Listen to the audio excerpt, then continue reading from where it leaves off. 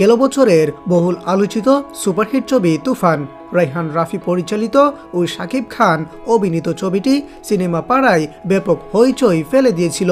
2 দশকের ইতিহাসে বাংলা চলচ্চিত্রের মধ্যে সর্বোচ্চ শুয়ের রেকর্ড গড়েছিল সিনেমাটি।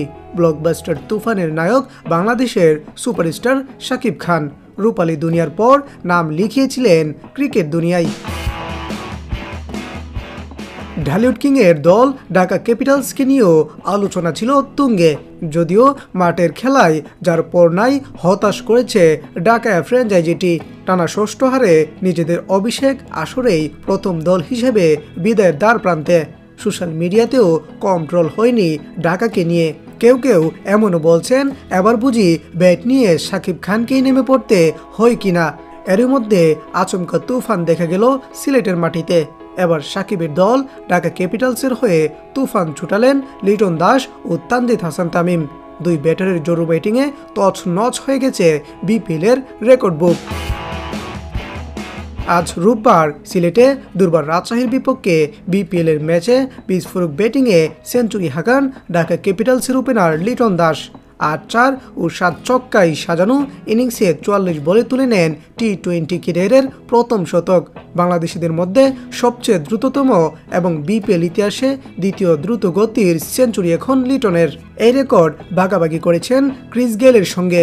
ইউনিভার্স বস খ্যাত গেইল 44 বলে সেঞ্চুরি করেছিলেন 2012 সালে সিলেট রয়্যালসের বিপক্ষে। লিটনও সমান সংখ্যক বল খেলে সেঞ্চুরি পেলেন। বিপিএল ইতিহাসে দ্রুততম সেঞ্চুরি আহমেদ শেহজাদের। 2012 সালে রাজশাহীর ফ্র্যাঞ্চাইজির বিপক্ষে সেঞ্চুরি করেছিলেন মাত্র 40 বলে। রেকর্ডের পাতায় অবসর নাম তুলছেন তার সঙ্গী তানজিদ হাসান তামিমও। লিটন দাসের সঙ্গে তিনিও হয়েছেন ইতিহাসের অংশ। সেঞ্চুরি পেয়েছেন ইনিংসের শেষ ওভারে। 108 রানে ফিরে গিয়েছেন তিনি। তবে ফেরার আগে নিশ্চিত করেছেন মাত্র দ্বিতীয় বাংলাদেশি হিসেবে বিপিএলে 1-এর বেশি সেঞ্চুরি। তামিম ইকবালের সঙ্গে বিপিএলে বাংলাদেশের মধ্যে সর্বোচ্চ 2টি সেঞ্চুরি এখন তানজিদ তামিমের। বিপিএলের ইতিহাসে সর্বোচ্চ পার্টনারশিপ রেকর্ডও এখন এই দুজনের। পেছনে ফেলেছেন 2017 আসরের ফাইনালে ব্রেন্ডন ম্যাককালাম এবং ক্রিস গেইলের 201 রানের জুটি। তানজিদ তামিম এবং লিটন কুমার দাস আজ করেছেন 241 রান। এই জুটি ভেঙেছে বিপিএলের ইতিহাসে সর্বোচ্চ দলীয় রানের রেকর্ড। দুর্বার রাজশাহীর বোলারদের তুলু করে ঢাকা ক্যাপিটালস শেষ পর্যন্ত থেমেছে 1 উইকেটে 254 রান নিয়ে।